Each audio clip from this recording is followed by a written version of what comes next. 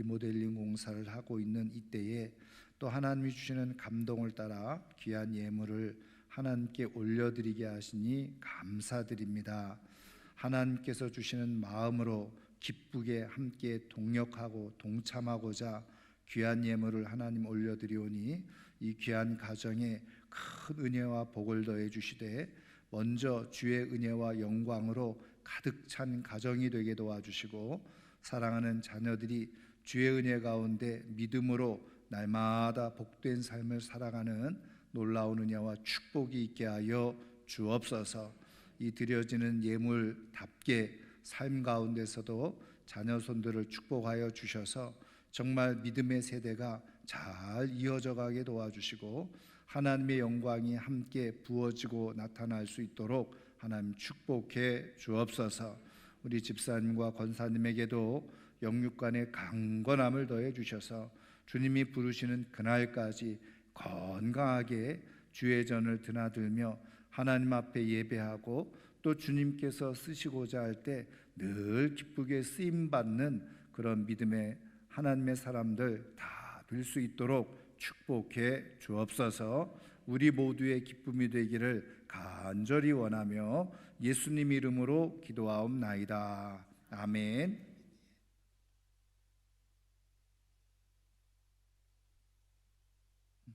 됐습니다. 이렇게. 아, 그래요? 네.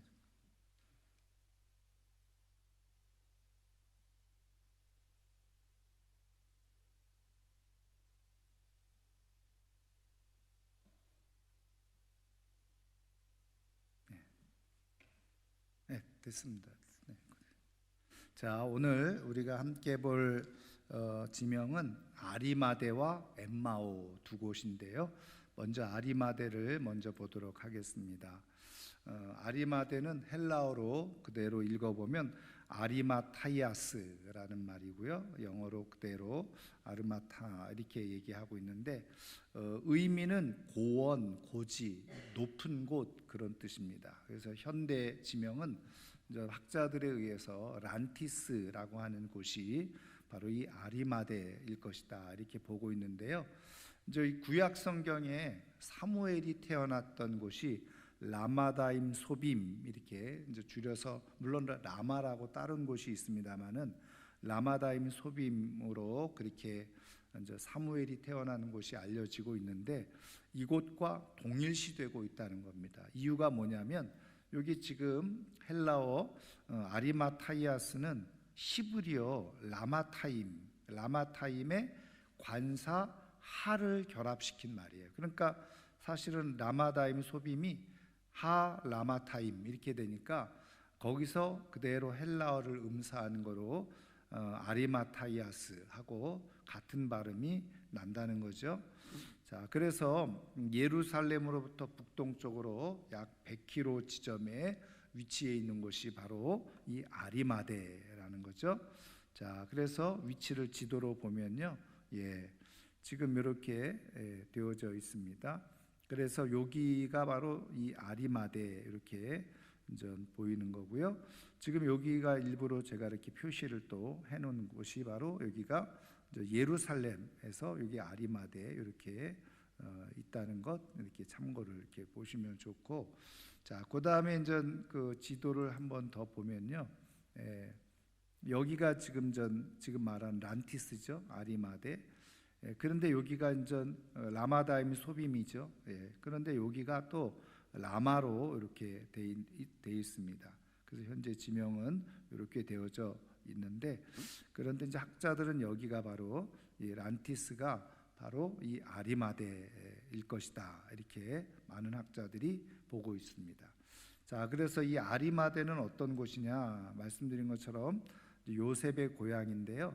그러니까 아리마대 사람 요셉 이렇게 되죠. 아리마대 요셉 이렇게 얘기를 하는데, 여러분 우리가 이제 뭐 여러 번 계속해서 말씀을 같이 보고 있기 때문에 아시는 것처럼 뭐 나사렛도 마찬가지죠.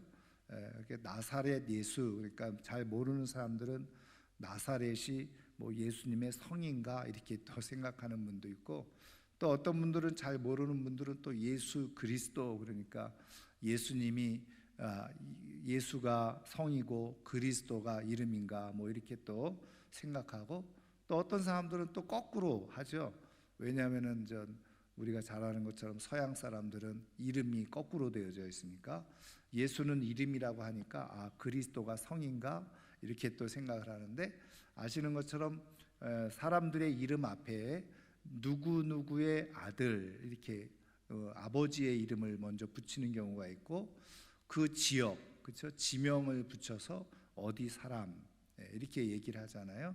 자, 그래서 이제 이 요셉도 아리마대라고 하는 지역에 사는 요셉.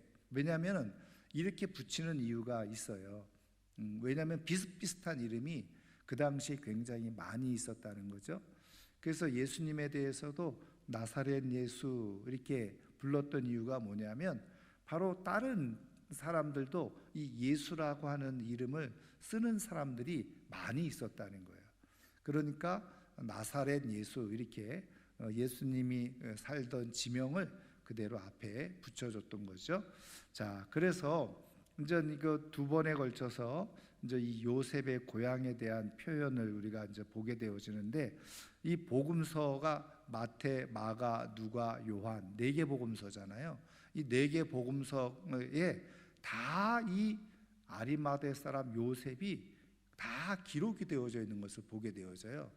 그런 것으로 볼 때 사실은 이 아리마대라고 하는 사람이 사실은 12 제자는 아니지만 예수님에게 있어서 굉장히, 아니면 예수님의 역사 속에서 굉장히 중요한 인물이었다는 것을 이제 우리가 이 복음서 4개 복음서가 다 기록해 준 것을 볼 때 그렇게 이제 우리가 알 수 있는 거죠.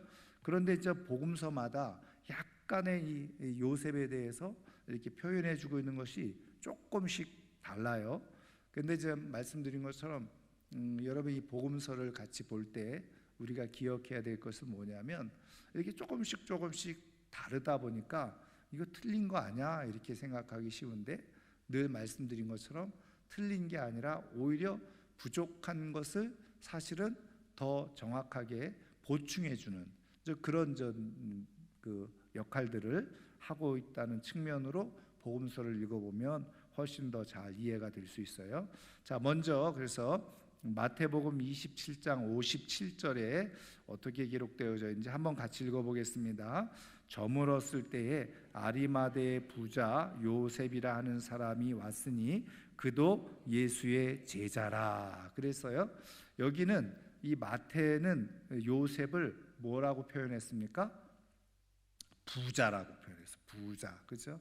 예, 그래서 예수님의 제자라. 그도 예수님의 제자. 그러니까 12제자 안에는 들어가지 않았지만 지금 이 마태복음을 쓴 이 마태는 바로 이 아리마대 사람 요셉도 예수님의 숨은 제자였다 이렇게 이제 보는 거죠. 자, 그런데 이 아리마대 사람이 부자였다는 거예요. 자, 그래 마가복음 15장 43절 우리 한번 같이 읽겠습니다. 아리마대 사람 요셉이 와서 당돌이 빌라도에게 들어가 예수의 시체를 달라 하니 이 사람은 존경받는 공회원이요 하나님의 나라를 기다리는 자라. 아멘. 똑같은 내용인데 조금 다르게 기록이 되어져 있죠. 그래서 마태복음에서는 예수님의 제자다 이렇게 정리해 놨는데, 마가복음에서는 어떻게 해요? 공회원, 존경받는 공회원. 그래서 우리식으로 말하면 국회의원인 거죠.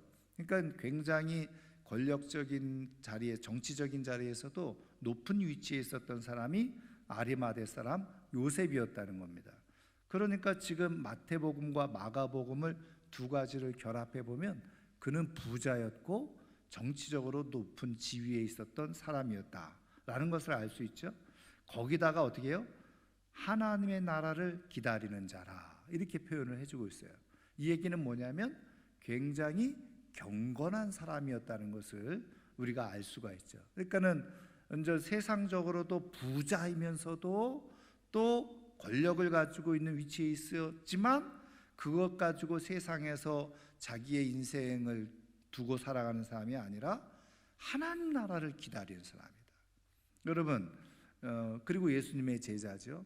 그러니까 이런 내용을 우리가 조금 더 보면, 그래서 성경을요 균형 있게 우리가 봐야 될 게 뭐냐면, 여러분 뭐 예수님이 자꾸 가난한 사람을 위해서 오셨다 이렇게 말해서 뭐 가난한 사람들, 물질적으로 가난한 사람들에게만 자꾸 초점을 맞춰서 성경을 보는 사람들이 있어요. 여러분 물론 예수님이 약한 사람들을 위해서 오셨지만, 여러분 이런 내용을 보면 이 아리마대 사람은 부자였어요. 정치적으로 높은 지위에 있었던 사람이었죠. 그런데 이 사람이 그렇다고 해서 세상적으로 살아가는 사람이 아니었어요. 하나님의 나라를 기다리는 사람이었고 예수님의 제자였고, 그러니까 사회적으로 이런 모든 우리가 세상 사람들이 부러워할 만한 그런 조건을 가지고 있지만 얼마든지 경건한 신앙의 삶을 살아가는 사람들도 있을 수 있다는. 그래서 여러분 우리가 사실은 함정에 빠지지 말아야 될 것 중에 하나가 뭐냐면, 가난하다고 다 신앙이 좋고 경건한 것도 아니고, 반대로 부자라고 해서 신앙이 없고 세상 그냥 그 부귀영화 누리면서 살아가는 그런 사람들만 있는 게 아니라는 거죠. 저도 뭐 최근에도 어느 다른 교회 그 집사님 네 분이지만요, 이분들이 다 의사예요. 근데 의사인데 이분들이 이제 그 하나님께서 주신 그런 은혜를 가지고 이제 우간다에 의료 선교를 가겠다고 다짐을 하고 그렇게 이제 가시는데, 이분들이 이제 가서 사역하려고 하는 곳을 한번 갔다 왔는데요. 이제 이분들이 그러는 거예요. 와, 거기 이제 이거는 오해는 하지 마세요. 선교사님들이 너무 풍족하게 사는 것 같더라. 이래 이분들이 이렇게 말씀하세요. 이분들이 의사로 본인들도 어떻게 보면 나름대로 정말 풍족하게 넉넉하게 누릴 수 있는 분들인데, 가서 이제 이렇게 그 건물을 짓고 이렇게 이제 뭐 이제 교회라든지 센터라든지 이런 걸 돌보는데, 이 여자분이요 자기도 이렇게 못질을 할 수 있을 거라는 거예요. 자기도 할 수 있는 일인데, 선교사님들 특히 요즘 젊은 선교사님들이 그런 일도 하지 않고 사람을 시켜가지고 그런 일을 하더라는 거죠. 그러면 당연히 돈이 몇 배나 들고 그냥 직접 손수해도 되는 거를 이렇게 하는 거 보니까 자기가 조금 마음이 안 좋더라. 이제 이런 얘기를 하시는데, 그런 비용들을 가지고 진짜 선교에 필요한 것을 썼으면 좋겠는데 그렇지 못하는 모습들을 보니까 조금 아쉬움이 있더라. 근데요, 그게 뭐 선교사님들만 그런 게 아니죠. 요즘 시대가 또 그렇게 흘러가고 있으니까 제가 말씀드리려고 하는 거는, 그렇게 어떤 재정적으로 넉넉하고 여유가 있지만 오히려 그런 분들이 오히려 물질을 허투루 쓰지 않더라는 거죠. 이 굉장히 중요한 의미가 있는 겁니다. 자, 그런데 또 누가복음을 보세요. 자, 누가복음 한번 같이 읽습니다. 공회 의원으로 선하고 의로운 요셉이라 하는 사람이 있으니 그들의 결의와 행사에 찬성하지 아니한 자라. 그는 유대인의 동네 아리마대 사람이요 하나님의 나라를 기다리는 자라. 아멘. 요 내용 하나님의 나라를 기다리는 자라, 요 측면에서 보면 어떻게 해요? 바로 이 마가복음에 기록한 내용하고 똑같잖아요. 근데 이 누가는 또 하나를 또 같이 첨가를 했어요. 그게 뭡니까? 그들의 결의와 행사에 찬성하지 아니한 자라 그랬죠. 그러니까 사내들인 공회에서 새벽에 예수님을 처형하기로 그렇게 결정을 했는데, 물론 그것이 전체가 모여진 것도 아니고 어떻게 보면 불법적인 그런 의회 모임이었거든요. 그런데 이제 그것을 거기에 당연히 이 아리마대 사람이 참여하지 않았다. 그러니까 예수님이 처형하자고 하는데 거기에 같이 참여하지 않았다 하는 것을. 왜냐하면 공회의원이다, 공회원이다 그러면 그것을 공회에서 찬성한 것으로 그렇게 다 사람들은 이해하고 있으니까 이제 누가는 그거를 더 첨가를 해서, 그렇지만 이 요셉이라고 하는 아리마대 사람 요셉은 그 결의에 참여하지 아니했다 하는 것을 더 첨가해 주는 것을 보게 되어집니다. 자, 그다음에 이제 요한복음은 어떻게 기록을 해주고 있느냐 한번 같이 읽어보겠습니다. 아리마대 사람 요셉은 예수의 제자이나 유대인이 두려워 그것을 숨기더니 2일 후에 빌라도에게 예수의 시체를 가져가기를 구하매 빌라도가 허락하는지라 이에 가서 예수의 시체를 가져가니라. 아멘. 저 요한복음은 요한은 뭐라고 썼습니까? 예수님의 제자였지만 유대인들이 두려워서 그것을 숨기고 있었다. 이렇게 이제 요셉에 대해서 표현을 해주고 있는 것을 보게 되어집니다. 그러니까 사실은 어떤 면에서 이것이 우리들의 그 모습을 적나라하게 또 보여주고 있는 모습일 수도 있다는 거죠. 그래서 요셉도 말씀하는 것처럼 하나님 나라를 기다리는 자요, 그리고서 예수님의 제자로 그렇게 숨겨진 제자로 있었지만 사실은 그도 역시 어떻게 해요? 이 땅에서 살아가면서는 유대인에 대한 두려움을 가지고 있었다 하는 것을, 이런 약점이 있다는 것을 우리가 이제 볼 수가 있는 거죠. 자, 어쨌든 그래서 지금 우리가 아리마대에 대해서 우리가 이제 공부를 하고 있는데 바로 이 요셉의 고향으로서 이 아리마대. 그런데 어쨌든 우리가 이 복음서를 통해서 요셉이 어떤 인물이라고 하는 것을 우리가 이제 잘 우리가 볼 수 있는데, 그만큼 이 아리마대가, 여러분 거기 누가 나왔다고요? 사무엘 선지자가 그곳에서 나온 곳이잖아요. 고향이 거기고. 그렇다고 한다면 그런 영적인 뿌리가 또 그곳에 있다는 거죠. 그런 의미에서 하나님께서 오늘 우리에게도 이것을 통해서 도전하시고 교훈하시는 것은 무엇이냐? 여러분, 오늘 우리가 삶을 살아가는데, 예수님의 제자로서의 삶을 살아가는데도 동일하게 또 우리가 어떤 그런 그 경건의 자리에 있느냐, 이건 굉장히 중요하다는 거죠. 저는 오늘 내가 삶을 살아가고 있는 이곳이 정말 영적인 뿌리가 잘 내려진 그런 곳이어서 우리의 가정을 통해서, 가문을 통해서 정말 믿음의 위대한 다음 세대가 잘 세워져 가는 그런 은혜와 축복이 있기를 주님의 이름으로 축원합니다. 여러분, 우리가 잘 아는 것처럼 어디 대통령이 나오면 그곳이 마치 성지처럼 막 꾸며놓잖아요. 여러분, 이 땅에서는 그게 명예로운 일일 수도 있고 가문의 영광일 수도 있죠. 그런데 여러분, 하나님 나라에서는 그게 의미가 있을까요? 아무 의미가 없어요. 그렇죠. 그런데 하나님 나라에서는 어떻게 해요? 믿음의 사람들이 어디에 있었나? 하나님은 그것을 귀하게 여기시고 복되게 여기시는 줄 믿습니다. 그래서 우리가 다 믿음으로 하나님 앞에 영광 올려드리고 정말 하나님께서 기억하시는 믿음의 사람들 꼭 될 수 있기를 주님의 이름으로 축원합니다. 자, 그다음에 이제 두 번째로는 엠마오를 보도록 하겠습니다. 그래서 헬라어로 그대로 엠마우스라고 부르는데요. 이제 의미가 따뜻한 샘물, 온천 이런 뜻을 가지고 있습니다. 그래서 이 엠마오가 히브리어 하맛의 음력으로 그렇게 추정되어지는데, 이 하맛이라고 하는 말이 바로 따뜻한 물, 온천이란 뜻을 담고 있기 때문인데, 지금 이 엠마오라고 하는 곳이 이제 네 곳으로 그렇게 이제 추정이 되어지는데, 사실은 어떻게 보면은 가장 어떻게 보면은 지지를 많이 받는 곳이 어디냐면, 첫 번째 이 라투룬이라고 하는 곳입니다. 근데 이곳을 니코폴리스라고 불렀는데 예루살렘에서 약 30km가 떨어져 있는 곳입니다.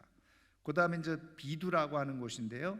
지금은 엘 큐베이베라고 불려지는 곳인데 예루살렘에서 약 12km 정도 떨어져 있는 곳이고, 그다음에 이제 이 아부고시라고 하는 곳인데요. 이 아부고실은 예루살렘에서 약 17km 정도 떨어져 있는데, 구약 성경에서 말하고 있는 기럇 여아림이 바로 이 아부고시이다, 이렇게 이제 얘기를 하죠. 그다음에 이제 모짜라고 하는 곳이 있는데요. 예루살렘에서 약 6km 정도 떨어져 있는데 이곳을 이렇게 엠마오로 추정하는 여러 가지 이제 근거들은 있어요. 그런데 이제 그 근거들 속에서 가장 많이 이제 학자들 사이에서 이제 이야기되는 곳이 바로 라투룬이라고 하는 곳이라는 건데요. 그러면 왜 라투룬을 이렇게 가장 유력한 그런 곳으로 이야기하고 있느냐? 뭐 말뜻에서 엠마오라고 하는 말뜻에서 알 수 있듯이 이 라투룬에 온천이 있어요. 그러니까 이 엠마오라는 뜻이 따뜻한 샘물 온천 이렇게 해석이 되니까 라투룬이라는 곳에 이제 이 온천이 있으니까 이제 그것을 충분히 이제 헤아릴 수 있고, 물론 이제 그 지금 라투룬이라고 하는 지역에서 많은 유적지가 발굴되어지면서 더 많은 이제 내용들이 나오는데, 이제 뒤에서 우리가 조금 더 살펴보겠습니다만은 한 가지 문제가 있어요. 왜냐하면 오늘 우리가 읽은 성경에는 엠마오로 가는 길이 어떻게 됐다고 그랬어요? 여러분 13절에 보면 예루살렘에서 25리가 되는 엠마오라 하는 마을로 간다. 그래서 거리가 정확하게 나오잖아요. 25리. 여러분 25리면 몇 킬로예요? 예? 그렇죠. 왜냐하면 4kg가 10리잖아요. 예, 그러니까 4kg가 10리니까 20리면은 8kg, 5리니까 어떻게 해요? 10kg. 그래서 10kg 정도 되는 거리인데 여기는 지금 30kg잖아요. 그래서 이제 두 번째로 많이 학자들이 얘기하는 것이 바로 엘 큐베이베라고 하는 곳입니다. 근데 이제 그거는 한번 더 지도를 보면서 한번 보도록 하는데요. 자, 여기가 예루살렘이고요. 그리고 이걸로 좀 제가 좀 바꾸겠습니다. 자, 여기가 예루살렘이고 여기가 지금 잘 보이시 모짜, 그다음에 아부고시, 엘 큐베이베. 근데 여기는 엘 큐베이베라고 되어 있죠. 그다음에 여기를 엠마오 이렇게 해놨는데 라투룬이라는 곳입니다. 자, 그래서 이렇게 지도를 보는데 제가 이거 오늘날 지도에다가 이제 표시를 조금 해놓은 거예요. 그래서 여기가 예루살렘을 중심으로 해서 말씀드린 것처럼 여기가 모짜, 그 다음에 여기가 기럇 여아림이죠. 기럇 여아림, 아부곳이라고 하는 겁니다. 여기가 라투룬이라는 곳이고 여기가 엘 큐베이베라고 하는 곳이 가장 멀죠. 네, 자, 그러면 요거를 조금 다시 좀 정리를 좀 해보도록 하겠습니다.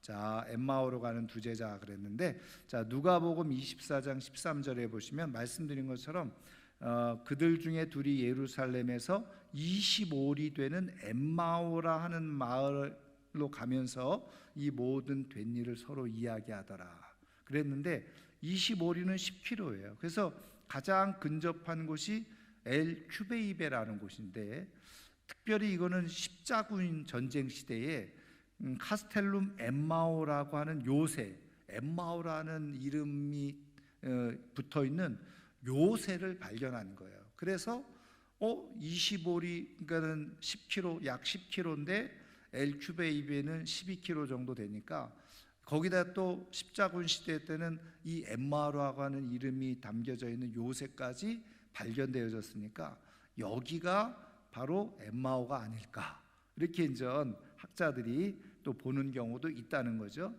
그런데 좀 말씀드리려고 하는 거는 이제 성경에 여러 사본들이 있는데 시내산 사본이 있어요. 근데 이 시내산 사본이 사실은 사본 중에 가장 오래된 사본 중에 하나입니다.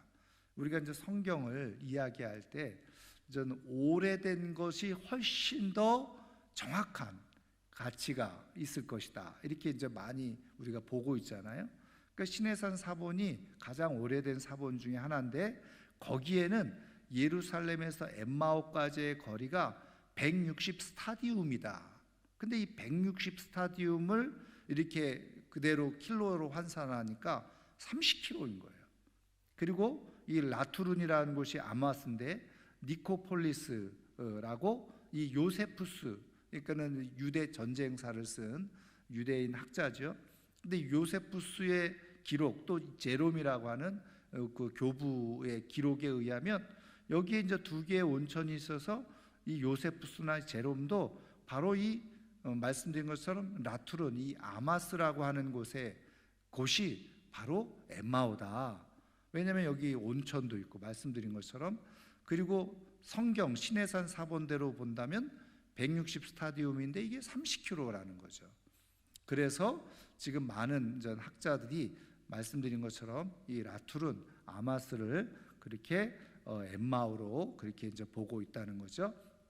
그런데 우리가 사실은 뭐 이게 어디냐, 이거보다 더 중요한 것은 말씀드린 것처럼 이 지명 속에 이제 담겨져 있는 이제 메시지인데요. 자, 그래서 우리가 한번 이 내용을 한번 같이 보도록 그렇게 하겠습니다. 누가복음 읽었던 내용인데요. 30절부터 35절 같이 읽습니다. 그들과 함께 음식 잡수실 때에 떡을 가지사 축사하시고 떼어 그들에게 주시니 그들의 눈이 밝아져 그인 줄 알아보더니 예수는 그들에게 보이지 아니하시는지라. 그들이 서로 말하되 길에서 우리에게 말씀하시고 우리에게 성경을 풀어주실 때에 우리 속에서 마음이 뜨겁지 아니하더냐 하고 곧 그때로 일어나 예루살렘에 돌아가 보니 11 제자 및 그들과 함께한 자들이 모여 있어 말하기를 주께서 과연 살아나시고 시몬에게 보이셨다 하는지라. 두 사람도 길에서 된 일과 예수께서 떡을 떼심으로 자기들에게 알려지신 것을 말하더라. 아멘. 그러니까는 이 두 제자가, 한 사람은 이름이 나와 있죠, 글로바라고.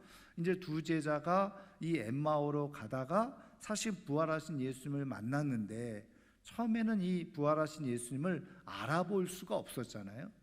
그래서 이제 어디 가느냐, 이렇게 뭐 예루살렘에서 있었던 일 들어보지도 못했느냐, 이런 얘기를 하다가 예수님께서 성경을 풀어주시는데 그게 이제 마음에 큰 감동으로, 깨달음으로 왔잖아요.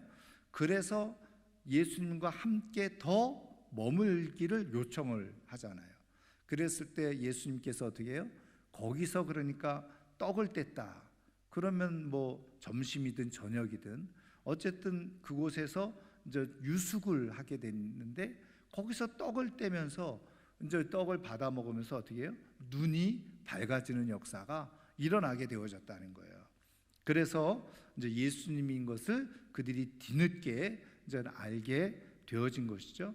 그런 의미에서 이 엠마오가 이제 온천이 나오는 거고, 그리고 샘물이 터져 나오는 곳이었잖아요. 이제 그런 의미에서 예수님께서 말씀하신 것처럼 이 생수가 터져 나오는 이곳에서 바로 예수님을 발견하고 다시 만나는 그런 은혜의 역사가 일어났다는 거예요. 그리고 거기에 무엇이 있었어요? 말씀이 있었다는 거예요. 여러분, 그래서 말씀이 들려지는 곳이 영적인 샘물이 터져 나오는 곳이고, 거기에서 우리는 주님을 만나는 은혜와 역사가 일어나게 되어진다는 겁니다. 여러분, 그런 의미에서 우리가 정말 하나님의 말씀을 볼 때 이 말씀이 영적인 엠마오가 되게 해 주옵소서. 그래서 가려져서 주님을 알아보지 못했던 사람들이 그곳에서 예수님과 함께 말씀을 듣는 가운데서 가슴이 뜨거워지는 역사가 일어나게 되고, 그곳에서 예수님과 함께 떡을 떼면서 눈이 열려지는 역사가 일어났듯이, 하나님, 내가 말씀을 듣고 읽고 보는 자리, 또 주님의 그 떡을 받는 자리가 우리의 영적인 엠마오가 되게 해 주옵소서.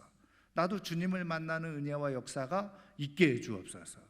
그래서 여러분, 우리의 말씀이 이제는 곧 엠마오가 되어지는 그런 은혜와 축복이 있기를 주님의 이름으로 축원합니다. 그래서 이 말씀의 엠마오를 통해서 내가 알아보지 못했던 주님을 다시 만나게 되어지고, 그래서 그 부활하신 예수님을 만나고 나서 어떻게 해요? 가던 길을 다시 돌아서잖아요. 다시 돌아서서 제자들과 함께 모이게 되어지는데, 여러분, 물론 이 글로바도 12제자 안에는 들어가지 못했던 제자이죠. 그런데 여러분, 그렇게 제자들과 함께 어쨌든 머물러 있었는데, 우리가 사도행전을 읽어보면 120명이 함께 모여서 기도했다고 그랬잖아요. 그럼 이 글로바와 함께 동행했던 이 제자도 또 다른 제자도 그 120명의 사람들 가운데 분명히 포함되어 있었을 거예요. 왜? 부활하신 예수님을 만났고, 그리고 부활하신 예수님을 통해서 40일 동안 말씀을 함께 배우는 그런 시간이 있었고요. 그리고 나서 어떻게 해요? 예수님이 승천하시면서 예루살렘을 떠나지 말고 아버지께서 약속하신 것을 기다리라 했을 때 120명이 함께 모여서 그렇게 기도했을 때 성령의 놀라운 역사가 일어나게 되어졌잖아요. 여러분, 그런 의미에서 여러분, 우리가 말씀을 듣고 감동이 일어나고 깨달아지고 눈이 열려지고 주님을 만날 수 있다는 것은 큰 축복 중에 축복인 거예요. 그래서 여러분, 이 두 제자도 그냥 어떻게 보면 다른 제자들처럼, 다른 제자들이 갈릴리로 돌아가서 나는 그냥 고기 잡으러 간다, 그리고서 여러 제자들이 그냥 다시 본업으로 돌아갔듯이, 어쩌면 이 두 제자도 엠마오 그냥 자기 집으로 돌아가서 그냥 예전처럼 생활하려고 했다가 거기서 엠마오에서 주님을 만나고 나서 다시 돌아와서 정말 믿음의 삶을 살아가는 역사가, 축복의 역사가 일어났잖아요. 그런 것처럼 저희들 우리 모두가 말씀을 통해서 부활하신 예수님을 만나고, 우리가 예전으로 그 옛사람으로 돌아가려던 모습들을 다시 돌이켜서 하나님의 사람으로 다시 무장되어지고 회복되어져서 정말 영적으로 하나님의 영광을 위해서 살아갈 수 있는 하나님의 사람들 되기를 주님의 이름으로 축원합니다. 그런 의미에서 엠마오는 어떻게 해요? 영적으로 다시 살아난 곳이 되어지는 거예요. 여러분, 그곳이 바로 말씀이 있었던 곳이잖아요. 저는 말씀이 곧 우리의 엠마오가 되어져서 말씀을 통해서 부활하신 예수님을 만나서 우리의 영혼이 다시 회복되어지고 살아나서 세상으로 나아가려고 했던 그런 발걸음이 다시 주님의 나라로 향하게 되어져서 끝까지 믿음으로 아름답게 승리하며 살아가는 하나님의 사람들 꼭 되기를 주님의 이름으로 축원합니다. 말씀의 엠마오의 역사가 우리 가운데 있기를 기도하는 가운데 정말 우리의 삶이 말씀으로 새로워지고 회복되어지고 주님을 만나는 놀라운 은혜와 축복이 있기를 주님의 이름으로 축원합니다. 오늘 말씀을 생각하면서 우리 시간 한번 같이 기도하기를 원하는데요. 하나님, 우리가